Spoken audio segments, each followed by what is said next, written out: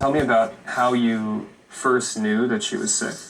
We were getting ready to go to a friend's wedding, and my dad picked her up and was like, her armpit lymph nodes are huge. You should probably go get her looked at. When we finally went in there, we got seen by a doctor, and he's like, your test results have come back preliminary for leukemia. I've called a children's hospital in the area, and they're expecting you in the emergency room, so just go there. And so we started chemo that night. That evening. Lorraine was diagnosed with acute myeloid leukemia, a rare form of cancer with a high mortality rate. Her first round of chemo would last 6 months. She would follow this a year later with a bone marrow transplant, and a further round of chemo a year after that, as well as radiation therapy. So what's this place all about? It's special to me. It's a great hideout place. These pine needles smell really nice. Right? Yeah. That's cool. Take a whiff and it's still good. Once when I was in the hospital, I was so mad at the coyotes and bobcats. Why? The coyotes pooped in here, and the bobcats left big hairballs. Do you remember when you didn't have any hair? Yes. What was that like? Felt embarrassing. Imagine going back there, getting tortured there. The cancer kept coming back after conventional therapy? Our prognosis was 75 to 80%. When it came back a second time, our prognosis was 50%. And then since it came back a third time with her this last time, it dropped it down to 30. A 30% chance of survival? Yeah, that's September. So. That's, what, 6 months from now? Yeah. I mean, that's horrifying. Yeah, I don't want to think about that. So. A couple of my friends died. And they were also sick? Yeah, their hearts stopped working. We had the option at that point to take her home and make her comfortable and not pursue treatment. And I was like, well, that's not okay with me. Feeling like Western medicine had failed her child, Kalina decided on a radical new treatment for her daughter.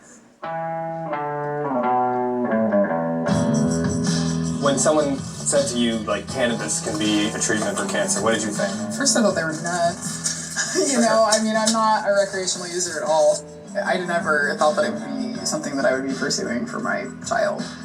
Those who believe weed is a cure theorize that highly concentrated doses of cannabis oil will actually shrink tumors. Cancer is a disease where some of the body's cells divide rapidly without stopping, disabling the body's natural cycle of cell death and rebirth. Chemotherapy works by attacking those fast-dividing cancer cells, but it also attacks other healthy fast-dividing cells, like those in your digestive tract or hair follicles. They feel cannabis, on the other hand, helps the body resume its natural cycle of cell death, killing cancer cells without harming any other healthy cells. To be effective, the cannabis has to be so concentrated that one capsule contains the equivalent of roughly 10 bong rips of high-grade medical marijuana. You can see it hit her face, right away. The feeling is just so weird. How does the feeling get to you? Wait. You can definitely tell. You can tell? Oh, yeah.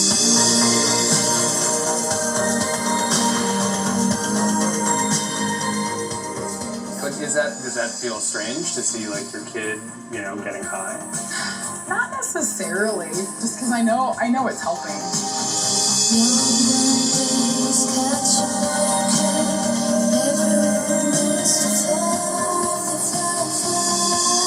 Lorraine did eventually undergo one final round of chemo and another bone marrow transplant at the end of 2013.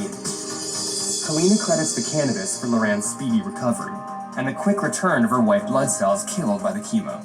After our second transplant, we didn't need blood transfusions after day plus 18. I see what it's doing for her. I think it's helping aid her recovery like nobody's business. I will sing its praises until the cows come home. Lorraine has been in remission ever since. We aren't out of the woods yet, so to speak, as far as getting to the word cure, but we're getting there.